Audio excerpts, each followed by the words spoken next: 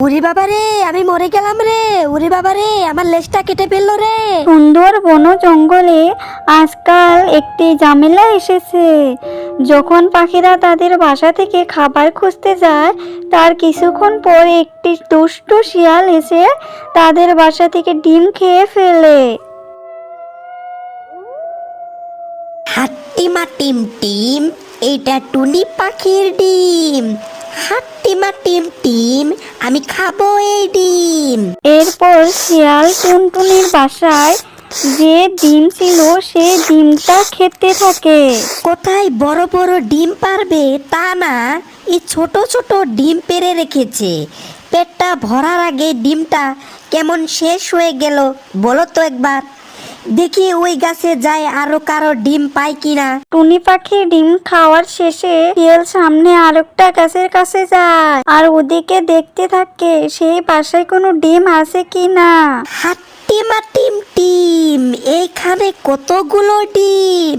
হাট্টিমা team team, কি সুন্দর সাদা সাদা ডিম। আরে আগে খেয়ে নেই, তারপর আমি সুন্দর সুন্দর ছড়া আবৃত্তি করব। এই বলে শিয়াল ওই বাসার ডিমগুলো চেটে চেটে খেতে থাকে। যাক বাবা, আজকের মতো আমার পেটটা ভরে গেছে। যাই ঘরে যাই, ঘরে গিয়ে নাকে তেল দিয়ে ঘুমাবো।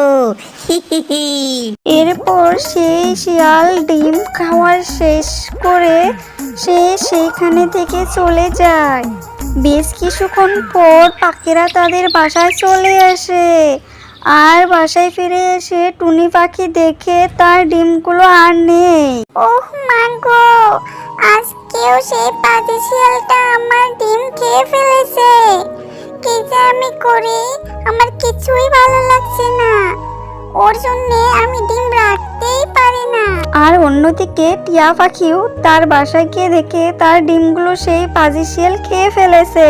হায় হায়, এ কি হলো আমার? আমাকে খাবার খুঁজতে প্রতিদিন বের হতে হয়, আর এই সুযোগে ওই পাজি শিয়াল আমার ডিমগুলো খেয়ে ফেলেছে। হায় হায়, আমি কি করব এখন? আমার তিনটা ডিম খেয়ে ফেলেছে। উফু। এই বলে টিয়া পাখিটা কান্না শুরু করলো। তারপর পরের দিন সকালবেলা পাখিরা যে যার মতো খাবার খুঁজতে আবারও বার হয়ে গেল। আর যখন পাখিরা খাবারের খোঁজে বের হয়ে যায়, তার কিছুক্ষণ পর সেই পাজি শিয়াল আবারও এসে ওদের বাসায় উকি দিতে থাকে। হাট্টিমা টিম টিম, একই আজকে দেখি একটাও নেই ডিম। যাই হোক, সামনে কোনো পাখির বাসায় যাই। একই বাবা, হাট্টিমা টিম টিম, এখানেও কোনো ডিম নেই। তাহলে আমি এখন কি খাবো বলো তো? আমার পেটে যে এখন ইঁদুর দৌড়াচ্ছে। আর যখন শিয়াল দেখলো পাখিদের বাসায় কোনো ডিম নেই, তখন শিয়াল জঙ্গল দিয়ে এদিক ওদিক ঘোরাফেরা করতে লাগলো। আর তার খিদার জ্বালাও সে সহ্য করতে পারছে না। আর শিয়ালটি জঙ্গলে এদিক ওদিকে ঘোরাঘুরি করতে করতে একটি জায়গায় দেখে বিশাল বিশাল দুটি ডিম। হাট্টিমা টিম টিম, এটা কোন হাতির ডিম? হাট্টিমা টিম টিম, এটা হাতির ডিম নাকি ঘোড়ার ডিম? যাই হোক না কেন, আজকে তো আমার জ্যাকপট লেগে গেছে। হি হি হি।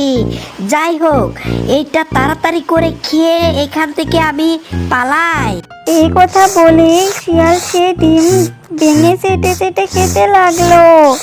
কিন্তু শিয়াল তো জানতো না ওই ডিমটা ছিল একটি কাঠবিড়ালির ডিম। শিয়াল তো তার জন্য মহা বিপদ ডেকে এনেছে, ওটা তো জানতো না।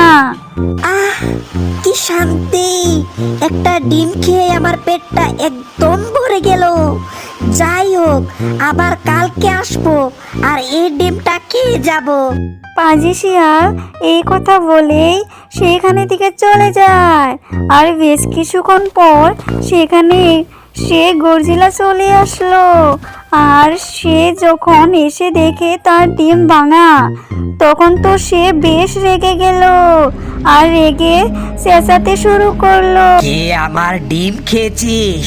কার এত বড় সাহস? যদি তোর পেট কেটে আমি ডিম বের না করেছি শয়তান, তাহলে আমার নাম গর্জিলা না। কথা বলেই সে গর্জিলা আরো চিল্লানো শুরু করলো। এরপর সে গর্জিলা জঙ্গলে খুঁজতে লাগলো তার ডিমটি কে খেয়েছে। আর সে খুঁজতে খুঁজতে তার সাথে টুনি পাখির দেখা হলো। আর গর্জিলা টুনি পাখিকে বলতে লাগলো, এই টুনি, আমার ডিম কে খেয়েছে তুই কি জানিস? না গো, আমি তো জানি না। তবে হ্যাঁ, একটি দুষ্ট শিয়াল আছে এই জঙ্গলে, যে কিনা আমাদের ডিম প্রতিবারই খেয়ে ফেলে। আর আজকেও আমাদের কারো বাসায় কোনো ডিম ছিল না। আমার মনে হয় ওই শিয়াল আমাদের বাসায় কোনো ডিম না পেয়ে তোমার ডিম খেয়ে ফেলেছে। গর্জিলা টুনির মুখে এই কথা শুনে চলে গেল শিয়ালকে খুঁজতে। আর বেশ কিছুক্ষণ পর গর্জিলা পৌঁছে গেল শিয়ালের গুহায়।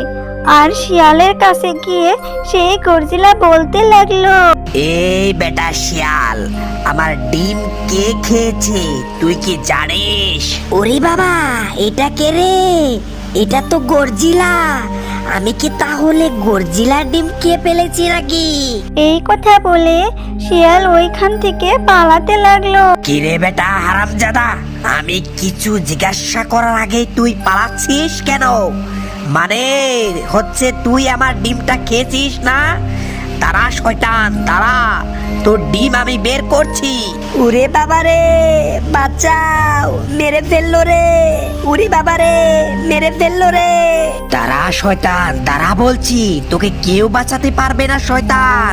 আর তার পিছু পিছু সেই গর্জিলাটাও দৌড়াতে শুরু করলো।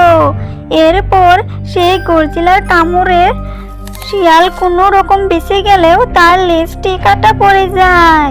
আর লেজটি শিয়ালের শরীর থেকে আলাদা হয়ে নিচে পড়ে থাকে।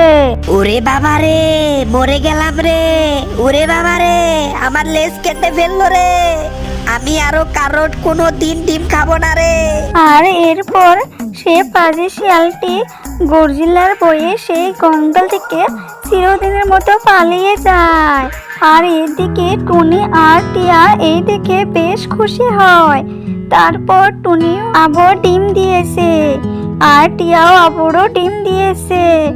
আর টুনি টিয়াকে বলতে লাগলো, টিয়া বোন, এবার আমাদের ডিমগুলো নিয়ে কোনো ভয় নেই। ওই পাজি শিয়ালটি আমাদের জঙ্গলে নেই, তাই আমাদের এই ডিম থেকে বাচ্চা ফুটবে এবার। অবশেষে তারা সুখে শান্তিতে বসবাস করতে লাগলো।